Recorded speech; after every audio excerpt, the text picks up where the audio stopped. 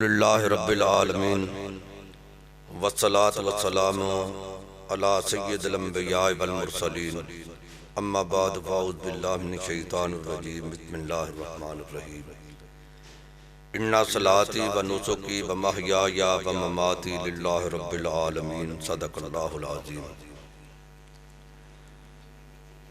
برادران اسلام، اس وقت میں آپ کے سامنے صلاۃ تسبیح کے حوالہ سے گزارشات کرنا چاہتا ہوں۔ نماز تسبیح بڑی ہی ایک اہم نماز ہے۔ نفلی نمازوں کے اندر یہ بہترین نماز ہے۔ حضور نبی اکرم صلی اللہ علیہ وسلم نے اپنے محبوب اور پیارے چچا جان حضرت عباس بن عبد المطلب سے رضی اللہ تعالی عنہ سے اس کو مخاطب ہو کر یہ فرمایا کہ تم اس نماز کو ضرور پڑھو، اور اس کے پڑھنے کا فائدہ کیا ہوگا؟ غفر اللہ لک ذنبک، اللہ رب العالمین تیرے گناہ معاف کرے گا۔ اولہ و آخرہ، قدیمہ و جدیدہ، خطأہ و عمدہ، صغیرہ و کبیرہ، سرہ و علانیتہ، کہ اللہ رب العالمین آپ کے پہلے اور پچھلے، نئے اور پرانے جو آمدن کیے ہیں وہ بھی، اور جو غیر ارادی طور پہ کیے ہیں وہ بھی، صغیرہ بھی اور کبیرہ بھی، جو باطنی طور پہ کیے ہیں وہ بھی اور جو ظاہری طور پہ کیے ہیں وہ بھی، اللہ رب العالمین صلاۃ تسبیح کے ادا کرنے سے یہ سارے گناہ معاف کرے گا۔ تو آپ اندازہ فرمائیں کہ اس نماز تسبیح کی کتنی فضیلت ہے اور کتنی عظمت ہے۔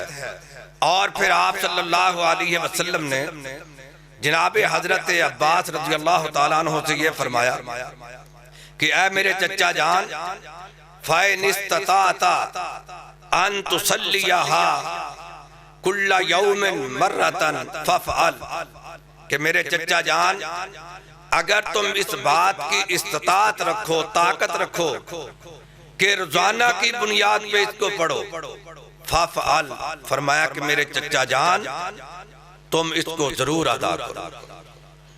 اگر آپ ایک دن کے اندر یہ ادا نہیں کر سکتے تو ہفتے کے اندر آپ ایک دن ادا کر لیں۔ اگر ہفتے کے اندر آپ ایک دن ادا نہیں کر سکتے تو مہینے کے اندر ایک دن ادا کر لیں۔ اگر مہینے کے اندر آپ یہ ادا نہیں کر سکتے تو سال کے اندر آپ ایک بار ادا کر لیں۔ اگر سال کے اندر بھی آپ ادا نہیں کر سکتے تو پھر اپنی پوری عمر کے اندر ایک بار اس کو ادا کر لیں۔ کتنی عظمت ہے اس نماز تسبیح کی، اور اس کا تذکرہ جو ہے وہ حدیث کی کتابوں کے اندر موجود ہے، کہ ابن ماجہ کے اندر بھی ہے، جامع ترمذی کے اندر بھی ہے، سنن ابی داؤد کے اندر بھی ہے، دیگر کتابوں کے اندر اس روایت کا تذکرہ کیا ہے، اور یہ حسن درجے کی روایت ہے۔ اور اس کو صلاۃ تسبیح کہنے کی وجہ یہ ہے اس کے اندر کثرت کے ساتھ وہ تسبیحات پڑھی جاتی ہیں۔ وہ تسبیحات کون سی ہیں؟ سبحان اللہ والحمدللہ ولا الہ الا اللہ واللہ اکبر، یہ 4 کلمات ہیں، اور یہ کتنی عظیم کلمات ہیں کہ حضرت موسیٰ علیہ السلام نے رب کی بارگاہ میں عرض کیا کہ میرے اللہ مجھے وظیفہ بتلا دو، مجھے کوئی عمل بتلا دو تاکہ میں وہ عمل کر لوں۔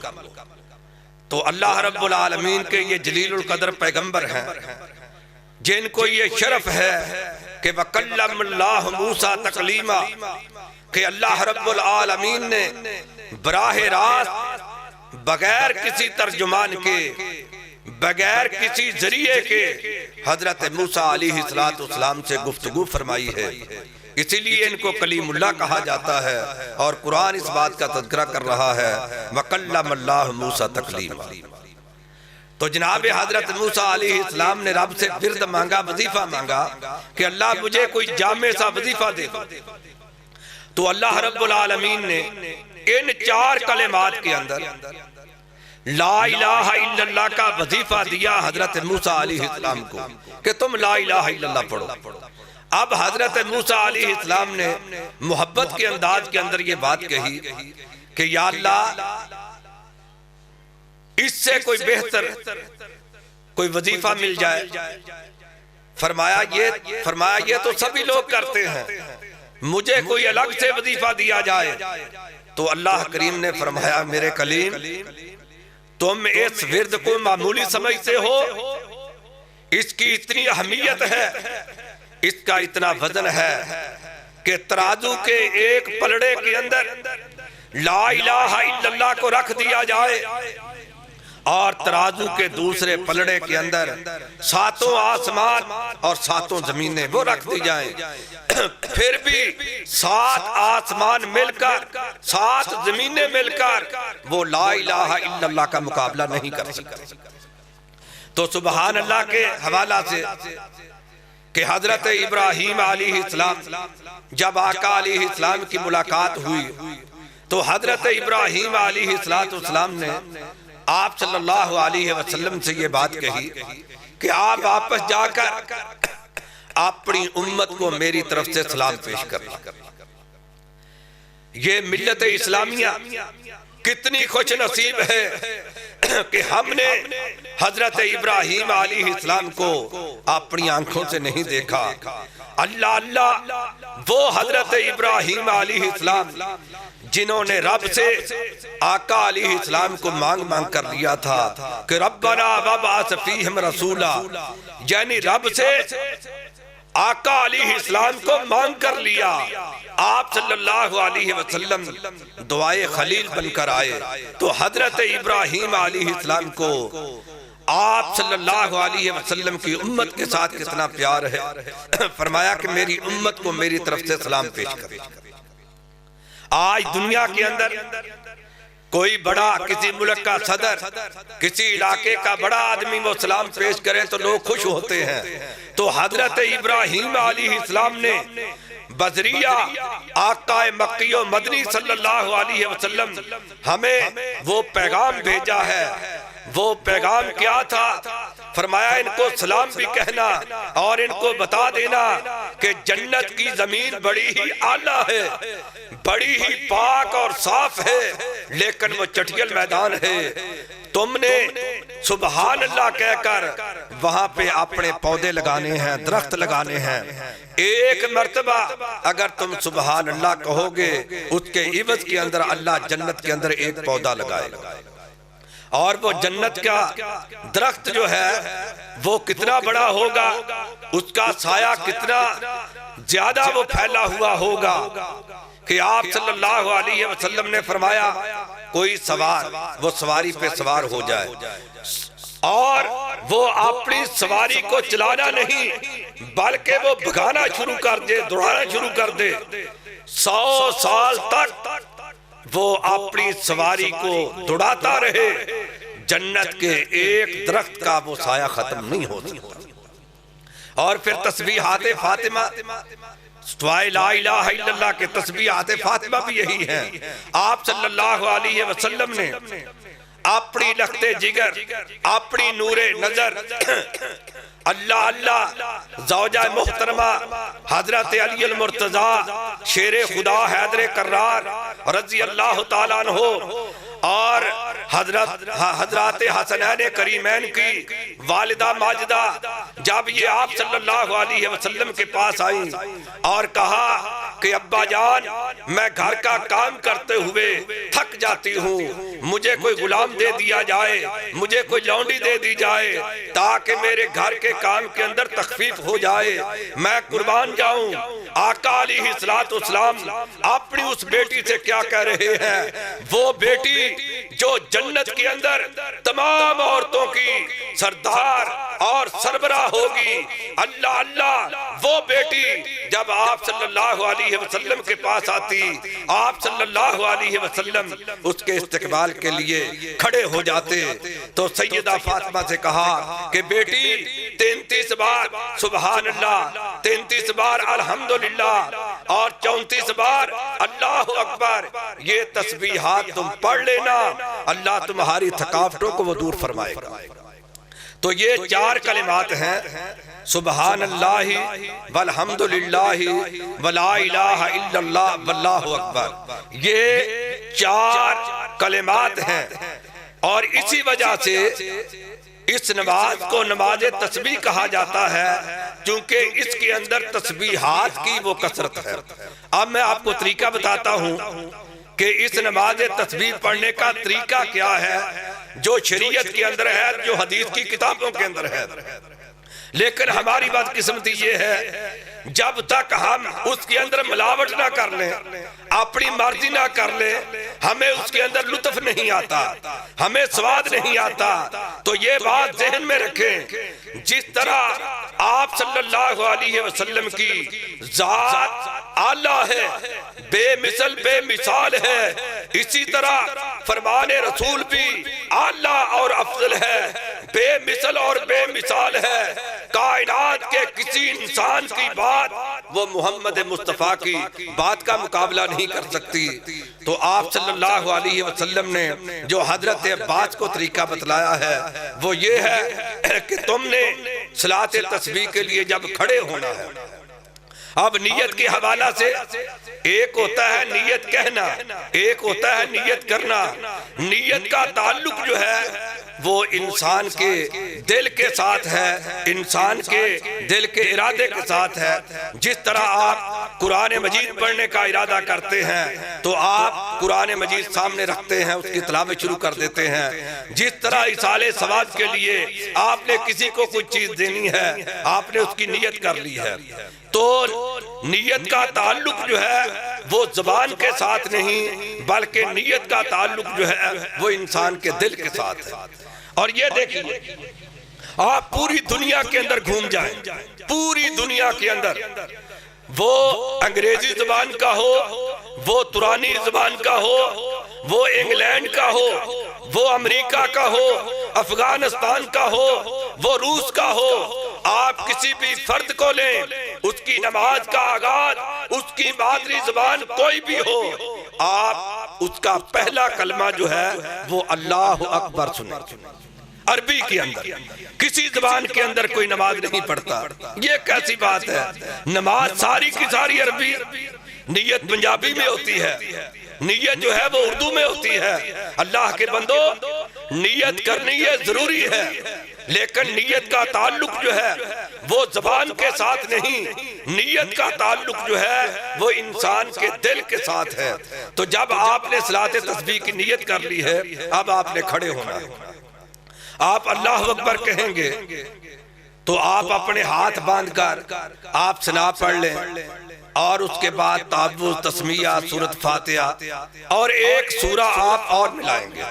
یہ کوئی بھی قرآن کی آپ سورہ پڑھ سکتے ہیں، لیکن یہاں پہ حضرت عباس رضی اللہ تعالیٰ عنہ کے لخت جگر کا ایک عمل تھا، حضرت عبداللہ بن عباس رضی اللہ تعالیٰ عنہ کا، کہ وہ پہلی رکعت کے اندر سورہ تکاثر پڑھتے تھے، دوسری رکعت کے اندر سورہ کافرون پڑھتے تھے، تیسری رکعت کے اندر سورہ العصر پڑھتے تھے، چوتھی رکعت کے اندر سورہ اخلاص پڑھتے تھے۔ لیکن اگر آپ کوئی بھی سورت پڑھنا چاہیں تو آپ کو آزادی ہے، آپ کوئی بھی قرآن مجید کی یہ سورت پڑھ سکتے ہیں۔ جب یہ آپ کی قرات مکمل ہو جائے، اس حالت کو قیام کہا جاتا ہے۔ حالت قیام کے اندر ہی آپ 15 بار یہ تسبیحات پڑھیں گے، سبحان اللہ والحمدللہ ولا الہ الا اللہ واللہ اکبر۔ یہ 15 بار یعنی اپنی قرات مکمل کرنے کے بعد، سورہ ملانے کے بعد یہ 15 بار آپ حالت قیام کے اندر پڑھیں۔ اب آپ رکوع کے اندر جائیں گے، رکوع کی تسبیحات پڑھنے کے بعد پھر آپ 10 مرات 10 بار آپ رکوع کے اندر یہ تسبیحات پڑھیں گے، اور اسی طرح پھر آپ سمع اللہ لمن حمدہ اور ربنا ولک الحمد حمدا کثیرا طیبا مبارکا فی، یہ پڑھتے ہوئے اب آپ کھڑے ہو جائیں گے۔ رکوع کے بعد کھڑا ہونے کو قومہ کہا جاتا ہے۔ قومے کے اندر 10 بار آپ پھر ان تسبیحات کو پڑھیں گے۔ اب آپ نے سجدے کے اندر جانا ہے۔ پہلے سجدے کے اندر سجدے والی جو دعائیں پڑھنی ہیں وہ پڑھ کر پھر آپ یہ 10 بار پڑھیں گے۔ اسی طرح سجدہ کرنے کے بعد جب آپ بیٹھ جائیں، یعنی 2 سجدوں کے درمیان پھر آپ ایک دعا پڑھیں گے، اور دعا پڑھنے کے بعد پھر آپ یہ 10 بار تسبیحات پڑھیں گے۔ بین السجدتین بھی آپ 10 بار یہ تسبیحات پڑھیں گے۔ پھر آپ سجدے کے اندر جائیں گے اور وہ تسبیحات جو سجدے کی دعائیں ہیں وہ پڑھنے کے بعد پھر یہ 10 بار پڑھیں گے۔ اب آپ نے دوسرا سجدہ کرنے کے بعد پھر آپ نے بیٹھنا ہے۔ اس کو جلسہ استراحت کہتے ہیں۔ اس جلسہ استراحت کے اندر بھی آپ نے 10 بار یہ تسبیحات پڑھنی ہے۔ اور کئی لوگ ایسا کرتے ہیں جو جلسہ استراحت کے قائل نہیں ہیں۔ یہ فرضی نماز کے اندر بھی جلسہ استراحت ہے، اور نفلی نماز کے اندر بھی جلسہ استراحت ہے۔ اور آپ صلی اللہ علیہ وسلم کا طریقہ مبارکہ یہ تھا کہ 2 سجدوں کے بعد آپ صلی اللہ علیہ وسلم چند لمحات کے لیے، چند ساعات کے لیے آپ تشریف رکھتے، اور پھر آپ صلی اللہ علیہ وسلم دوسری رکعت کے لیے کھڑے ہوتے۔ لیکن اب انہوں نے جو جلسہ استراحت کے قائل نہیں، انہوں نے یہاں سے 10 تسبیحات کو اٹھا کر یہ قیام کے اندر لے گئے کہ بے جلسہ استراحت کے اندر تو ہم نہیں پڑھیں گے، اور قیام کے اندر ہم 25 بار پڑھیں گے، تو یہ کل 75 ہو جائے۔ حالت قیام کے اندر حدیث رسول کے مطابق صرف 15 بار ہیں۔ 25 بار حالت قیام کے اندر جو ہے وہ تسبیحات نہیں پڑھی جائیں گی، اس لیے اس طریقے سے یہ 75 ہو جائیں گی، اور 75 کو اگر 4 کے ساتھ ضرب دی جائے تو یہ 300 بن جائیں گی۔ یعنی 300 بار اس نماز کے اندر، جس کو نماز تسبیح کہا جاتا ہے، جس کو صلاۃ تسبیح کہا جاتا ہے، ہم 300 بار یہ تسبیحات پڑھیں گے اور اس کے بعد سلام پھیریں گے۔ اب کئی لوگ یہ کہتے ہیں کہ دیکھیے یہ نماز جو ہے وہ اجتماعی طور پہ نہیں ہونی چاہیے، تو میں یہ کہنا چاہتا ہوں، اپنے دوستوں کو پیغام دینا چاہتا ہوں کہ جب نفلی نماز آپ صلی اللہ علیہ وسلم سے ثابت ہے، کوئی عالم دین نفلی نماز کی جماعت کا وہ انکار نہیں کر سکتا۔ جب نفلی نماز کی جماعت آپ صلی اللہ علیہ وسلم سے ثابت ہے، تو اگر کوئی آدمی صلاۃ تسبیح کو با جماعت ادا کرنا چاہے تو اس کے اندر جو ہے وہ کوئی اعتراض نہیں ہے۔